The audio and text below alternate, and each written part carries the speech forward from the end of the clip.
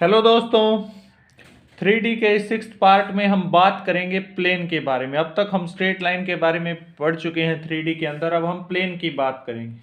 Plane होता क्या है? If the line joining any two arbitrary points on the locus is also a part of the locus, then the locus is called as a plane. यानी कि किसी भी locus के ऊपर दो आर्बिट्री पॉइंट को लेने के बाद जब हम उन्हें ज्वाइन करें और वो लाइन भी उस लोकस के ऊपर ही लाई करे, इसका मतलब वो एक लोकस ही एक प्लेन है। यानी अगर दूसरी बात करें तो a plane is a surface such that if any two points are taken on it, the line segment joining them lies completely on the surface। यानी कोई सरफेस, हम ऐसी सरफेस लें जिसके ऊपर दो आर्बिट्री पॉइंट को लें और उनको ज्वाइन करने के बाद जो लाइन सेगमेंट बने वो भी इसी सरफेस के ऊपर लाई करे, तब वो सरफेस क्या कहलाएगी? एक प्लेन कहलाएगी। अब बात करेंगे प्लेन की जर्नल इक्वेशन की। First degree equation in x y z always represents a plane. यानी कि एक्स वाई और जेड तीनों वेरिएबल के अंदर फर्स्ट डिग्री इक्वेशन होनी चाहिए। फर्स्ट डिग्री इक्वेशन होगी तभी हम उसे डिफाइन कर पाएंगे, जर्नल इक्वेशन को।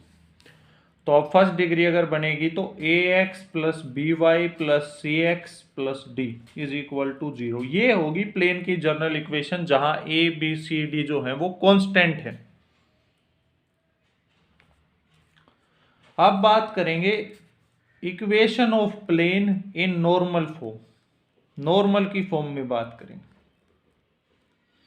मान लेते हैं कोई प्लेन है, ये प्लेन ओरिजिन से इसकी परपेंडिकुलर डिस्टेंस है स्मॉल पी, और एन वेक्टर जो है ना, n vector is a unit vector perpendicular to the plane, अगर हम ये मान लें तब। और आर वेक्टर जो है ना, और इसी प्लेन के ऊपर कोई पॉइंट है, मान लीजिए कैपिटल पी, और उस पी का जो पोजीशन वेक्टर है ओरिजिन से वो है स्मॉल आर, तब इस प्लेन की नॉर्मल फॉर्म में जो इक्वेशन आएगी वो आएगी r dot n vector is equal to small p, यानी डिस्टेंस। ये होगी प्लेन की नॉर्मल फॉर्म में इक्वेशन। जैसे वेक्टर फॉर्म और कार्टेशियन फॉर्म पढ़ते थे स्ट्रेट लाइन के लिए, same to same normal form और कार्टेशियन फॉर्म भी आएगी। अब कार्टेशियन फॉर्म के अंदर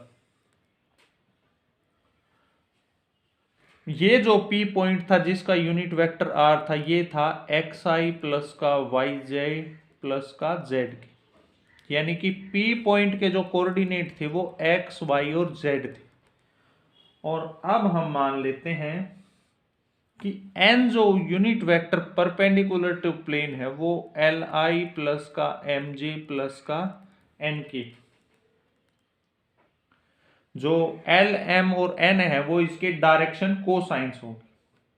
तो आर डॉट एन में पुट करने के बाद एल एक्स प्लस में एम वाई प्लस में n j is equal to small p, distance of plane from origin. ये आएगी इसकी कार्टेशियन फॉर्म के अंदर इक्वेशन। सिमिलरली इसको आप डायरेक्शन रेशियो अगर गिवन हो तो एलिमेंट की जगह ए बी सी भी हम रख सकते हैं। सेम टू सेम इक्वेशन बन जाएगी, जो ए एक्स प्लस का बी वाई प्लस का c x c z is equal to, मान लेते हैं डी वो डिस्टेंस है उसकी, कांस्टेंट होगी ना वो। तो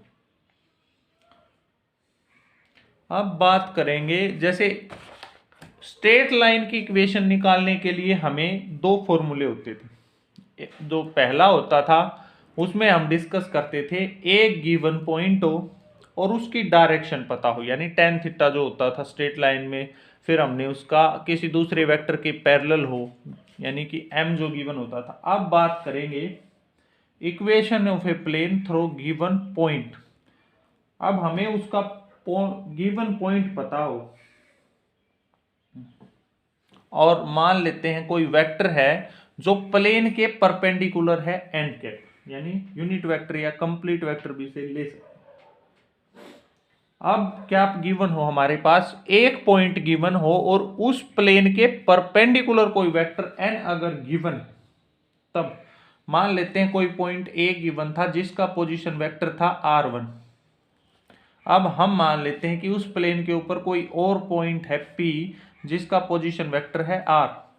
तब इस प्लेन की इक्वेशन बनेगी r minus r1 dot n vector is equal to 0। ये होगी उस प्लेन की अब इक्वेशन। और अगर इसी को कार्टेशियन फॉर्म में बात करूं तो अब कोई भी जो पॉइंट था A वो रहा होगा, उसके कोऑर्डिनेट x1 y1 और z1 मान लेते हैं, और P जो R पॉइंट हम मानते हैं उसको मान ले, उसके कोऑर्डिनेट अगर हम मान लेते हैं x y और z,